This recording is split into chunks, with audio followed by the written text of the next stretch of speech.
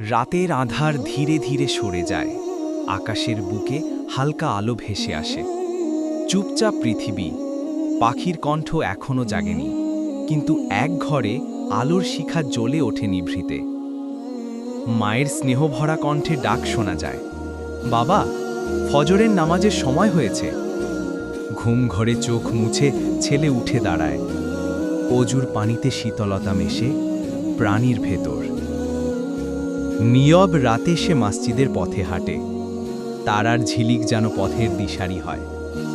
দরজার ভেতর প্রবেশ করে কাঁতার সাজে, সাদা পোশাকে দাঁড়ানো মানুষ যেন একতা গড়ে। ইমামের কণ্ঠে কুরআনের তিলাওয়াত ধ্বনিত হয়, মনের অন্ধকার দূর হয় প্রতিটি আয়াতে। সিজদায় মাথা রাখতেই চোখ ভিজে ওঠে, এমন শান্তি যা পৃথিবীর কোনো ধনে মেলে না। ফজরের নামাজ শেষে সে যখন ফিরে আসে, আকাশ তখন রঙিন ভোরের আলোয় ভরে যায়। মনের ভেতর এক অদ্ভুত প্রশান্তি থাকে, যেন আল্লাহ নিজ হাতে তার দিনকে বরকতে ভরে দিলেন।